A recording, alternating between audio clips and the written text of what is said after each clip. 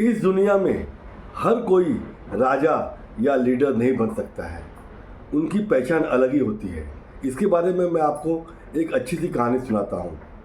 एक बार जंगल में लोमड़ी और बंदर आपस में बात कर रहे थे कि जंगल में हमेशा शेर ही राजा क्यों बनता है। और भी तो कई जानवर हैं, उससे बड़े बड़े शक्तिशाली जानवर हैं, फुर्तीले जानवर हैं, तब भी शेर को ही राजा बनाया जाता है। अभी आपको ही देख लो, आपकी बंदर की कितनी कितनी मतलब जनसंख्या है आपकी बंदर लोगों की, लेकिन आप नहीं बनते, आप भी बन सकते हो राजा। तब बंदर ने सोचा, हाँ हमारी जनसंख्या तो ज़्यादा है, चलो इस बार हम राजा बनेंगे। तो उनके बीच में से एक बुजुर्ग बंदर था, उसको राजा बना दिया गया। तब बंदर तो राजा बन गया, लेकिन उसमें वो क्षमता नहीं थी राजा की, लेकिन उसको बना दिया गया राजा। कोई भी जंगल में समस्या लेके बंदर के पास जाता, क्योंकि वो राजा था, तो बंदर समस्या सुनता था लेकिन कुछ करता नहीं था। डाली थी, उसमें टहनी थी झाड़ पर, उस पर गुलाटी मारता था, जवाब कुछ नहीं देता था। लोग परेशान हो गए, अरे बोला यार इसके पास समस्या लेके जाओ, ये टहनी पे गुलाटी मारने लगता है। तब लोमड़ी आया, लोमड़ी को भी बोला, लोमड़ी अरे यार तेरे पास जानवर लोग समस्या लेके आते हैं और तू ये गुलाटी मारने लग जाता है, तू तो राजा है, तेरे को समस्या हल करनी चाहिए।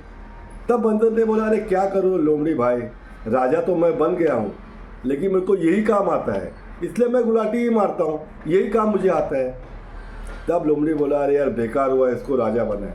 तब लोमड़ी भालू के पास गया, बोला अरे शेर ही राजा क्यों बनता है, अभी हमने बंदर को बनाया तो बंदर ये हरकतें कर रहा है, एक काम करते इस बार हाथी को राजा बनाएंगे।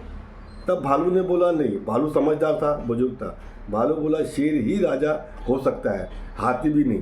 बोलता क्यों, बोला तुम पूछ के आओ, शेर से भी पूछो हाथी से भी पूछना, कि अगर हाथी को पूछना कि तुम्हारा शेर से सामना आमने सामना तुम क्या करोगे, और शेर से भी पूछना कि हाथी सामने तुम्हारे आ गया, आमना सामना हो गया, तो तुम क्या रिएक्ट करोगे।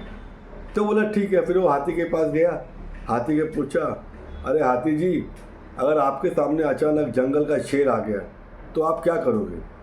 तो हाथी बोलता है कि मैं सोचूंगा, ये शेर है, ये तो मुझे खा डालेगा, इसलिए मैं अपने डिफेंस के बारे में सोचूंगा कि इससे कैसे बचना है।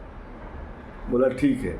फिर वो शेर के पास जाता है, बोलता है अरे राजा जी आप तो राजा हो, समझो आपसे शक्तिशाली हाथी है। बोला हाँ है। तो बोलता अगर वो आपके सामने आ गया तो आप क्या रिएक्ट करोगे।